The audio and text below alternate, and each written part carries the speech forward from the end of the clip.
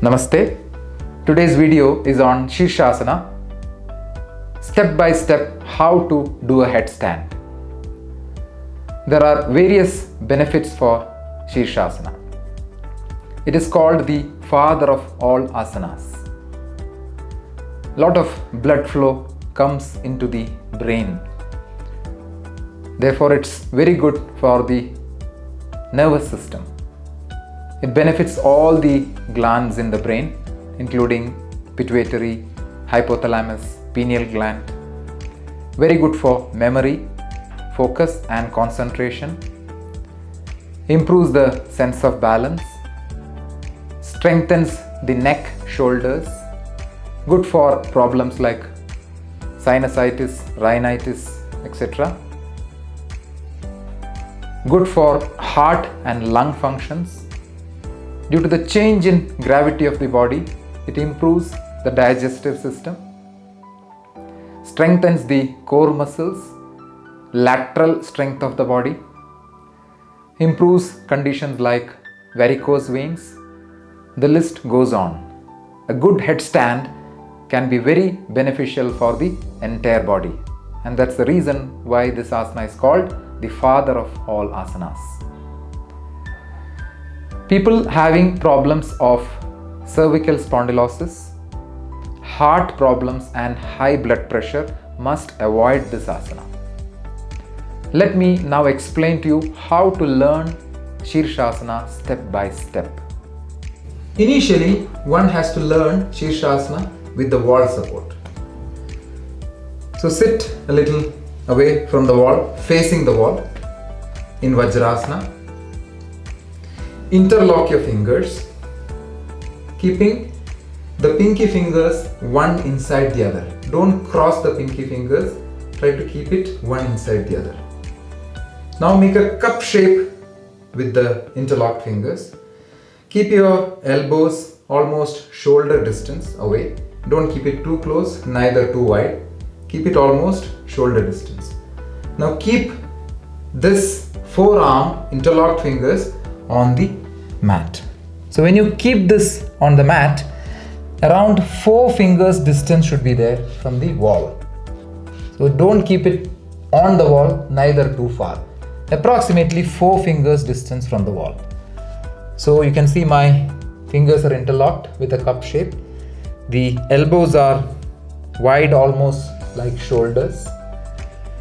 Now exhaling, I put the center of the crown on the mat, very close to that cup shape. After reaching here, I inhale and lift my knees. Now I exhale here. Now I inhale and walk forward and try to touch my back on the wall. After touching, I exhale. Then inhaling, I try to bend my legs and bring it to the wall. Then again I exhale. Now inhaling, I straighten both my legs on the wall. Then stay here and breathe slowly with Ujjayi breaths.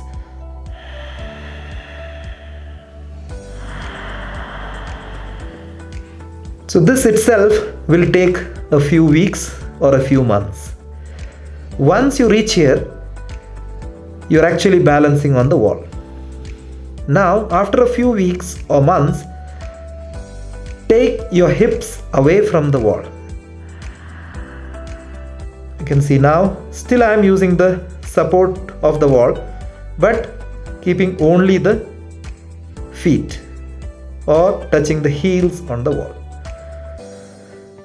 After a few days or weeks standing like this, slowly try to take one leg off the wall. You may start losing balance. So keep learning. You can take the other leg also individually. And finally, after a few weeks, try to take both the legs off the wall. Now you can see I'm trying to balance on my head. Breathing slowly here, trying to take that balance. Trying to keep the body as straight as possible. If you wish, you can point your toes upwards. Whenever you feel a little tough, just relax your feet. Stay in this position, Shirshasana position, maybe around 30 seconds to 1 minute, and that's enough. Slowly bring the legs back on the wall. Take an inhalation. Exhale, bend your legs with the wall support. Inhale here. Exhale, keep the legs down one by one. Inhale, keep the knee down. And exhale, relax in Balasana.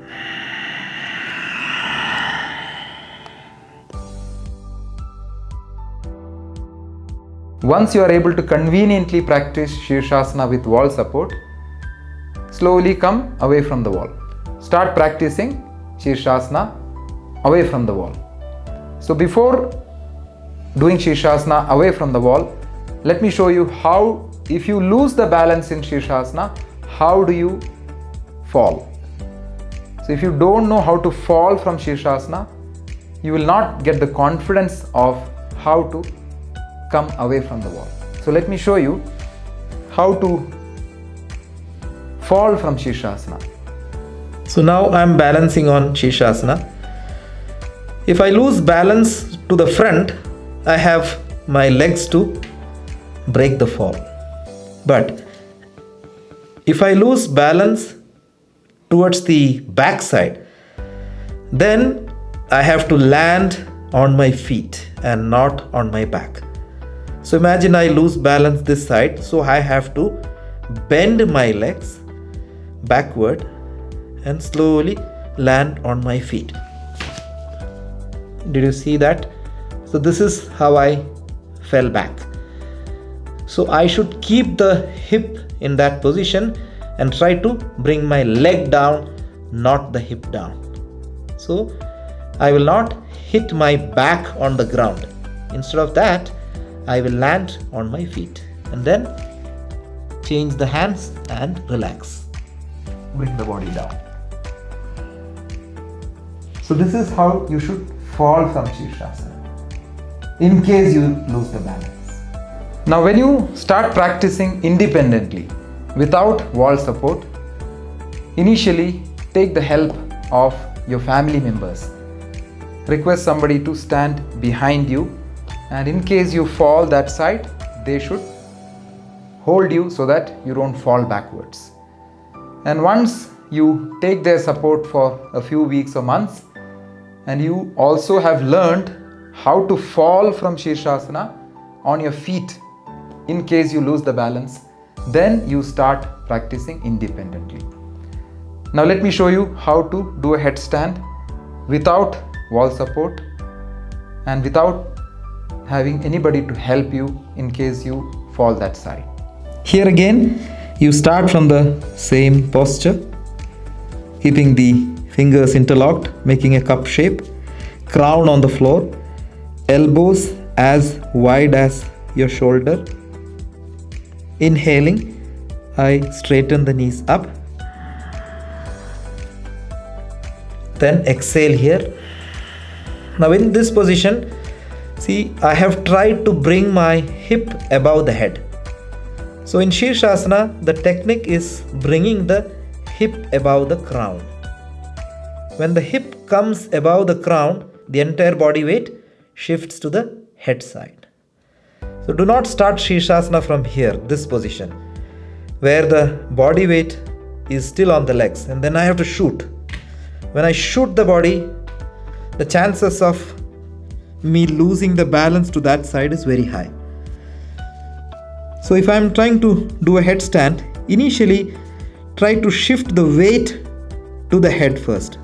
So from here I walk and I shift the weight on the head side as much as possible. Once the weight is shifted on the head side, it's easy to fold up the legs. Did you see that? So I did not jump. So I shifted the weight on my head and then lifted my legs one by one.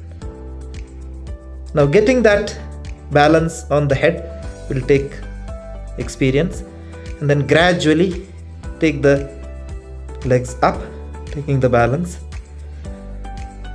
and then while inhaling, straighten the legs towards the sky, and then try to balance there.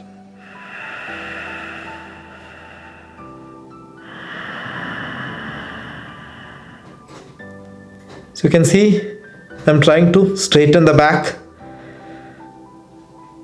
keeping very minimum bend on the neck, trying to balance. Once you finish about 30 seconds to 1 minute there, slowly exhale, bend your knees. Inhale here. Exhale, keep the legs on the floor. Inhale, keep the knee down. And exhale, relax in Balasana.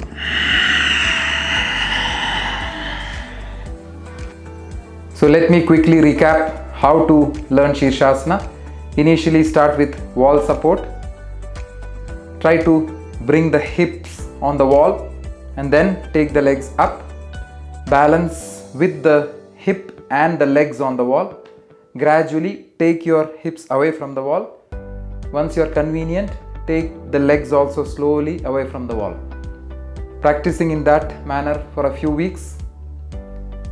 Taking the safety of the wall. Once you feel convenient and you are able to balance without the wall support, but taking the safety of the wall, then you slowly shift to the middle of the room. Initially, when you start practicing in the middle of the room, take the support of your family members so that in case you lose the balance, they can help you to avoid a fall. And once you're very confident and you are able to balance without taking the help of your family members, try to start practicing individually. As I mentioned, the important point of Shirshasana is that bringing the hip above the crown and not shooting the legs over the head. So try to bring the hip above the crown by walking forward, and once the shift of the weight happens from the legs towards the head side, the legs will become free and start to rise up easily without much effort. And then try to start balancing with folded legs initially, and once you are able to balance with folded legs, try to unfold your legs to the full headstand position. So this journey might take a few months. For some people it may take a few years also. Have a lot of patience. Enjoy practicing and learning Shirshasana. Namaste.